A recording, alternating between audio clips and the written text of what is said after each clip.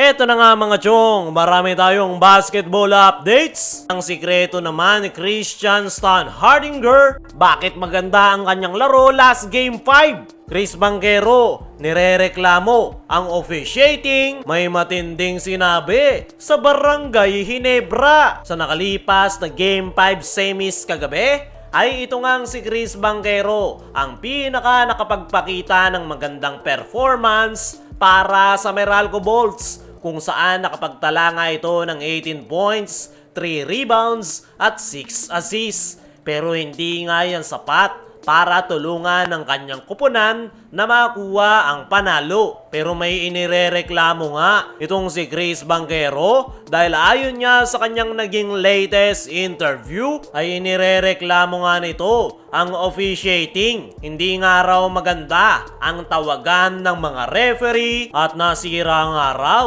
ang kanilang momentum dahil sa mga bad call ng referee. Ayon pa nga dito kay Chris Banchero ay kayang-kaya nga raw sana nilang talunin ang Barangay Ginebra, nagawa na nga daw nila yan. Pero hirap daw talaga sila dahil sa tawag ng referee. Ginatungan pa nga yan nitong si Homer Saison na 30 daw yung free throw attempts ng Barangay Ginebra kumpara sa Meralco na 14 lang. Sagutin muna natin itong si Homer Saison. Mas nakakakuha nga ng free throw attempts ang Barangay Ginebra dahil sa pagiging aggressive ng kanilang mga players. Lalong-lalo na itong si Christian Stan Hardinger na binubugbog ng Meralco players. At yan nga ang dahilan kung bakit napakaraming free throw attempts ng Barangay Ginebra. Hindi lang naman sa PBA nangyayari ang massive free throw disparity. Kahit sa NBA ay nangyayari yan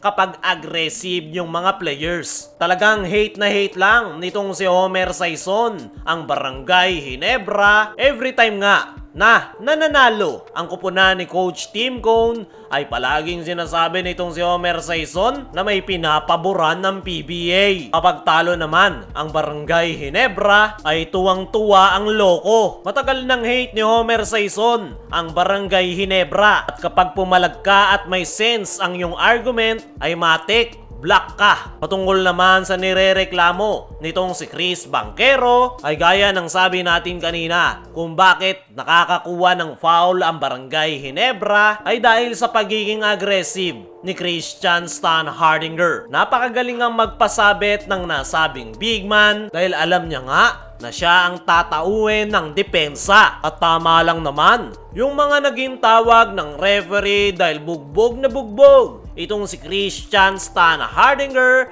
dahil sa depensang ipinapakita ng Meralco Bolts. Mareklamo lang talaga itong Meralco Bolts dahil frustrated na nga sila dahil palagi silang tinatalo ng Barangay Ginebra sa Best of 7 series. Trivia lang, hindi pa nananalo ang Meralco Bolts sa Barangay Ginebra sa Best of 7. Kaya naman, ganun na lang ang kanilang frustration tuwing kalaban nila ang Barangay Ginebra. Kung nagrereklamo si Chris Banchero ay ang sikreto naman ni Christian Stan Hardinger, bakit maganda ang kanyang laro last game 5. Ito nga si Christian Stan Hardinger mga chong, ang pinakabumuhat sa kanyang kupunan sa nakalipas na game 5 semis nang dahil yan sa kanyang crucial jump shots. Kilala nga itong si Stan na palaging to the basket lang ang kanyang tira at nag-i-struggle ito pagdating sa perimeter jumpers. Pero sa nakalipas na game 5 ay pinatunayan niya ni Stan na maaasahan rin siya ng kanyang kupunan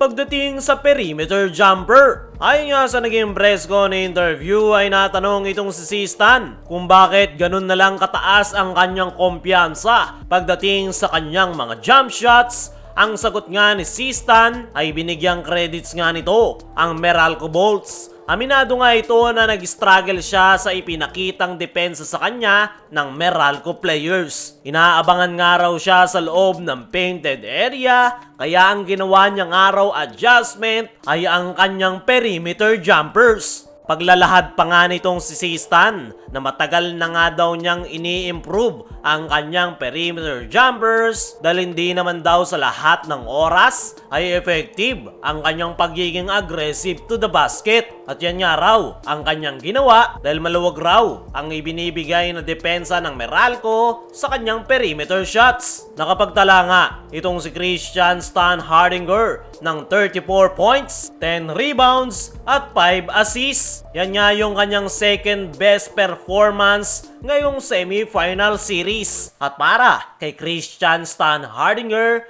ay wala nga daw siyang pake kung gaano man kalaki ang kanyang naipuntos. Ang gusto niya nga lang daw ay makuha ang panalo. Hindi niya nga rin daw alam na naka 34 points na siya dahil focus nga daw ito na tulungan ang kanyang kupunan na makuha ang panalo dahil napaka-importante raw ng Game 5. Pero kung si Sistan nga raw ang tatanungin, ay mas gusto niya daw na ma-involve ang kanyang mga teammates para mas mapadali ang kanyang laro. Kailangan nga raw nila ng teamwork lalong-lalo na sa darating na Game 6 kung gusto na nilang tapusin ang series. Sa ngayon nga mga chong, ay napakalaki talaga ng in-improve ng perimeter jumper nitong si Christian Stan Hardinger. Yan nga yung pinakasumalba sa kanilang koponan at kakailanganin nga ng Barangay Ginebra na mas marami pang jumpers na may pakita itong si Christian Stan Hardinger.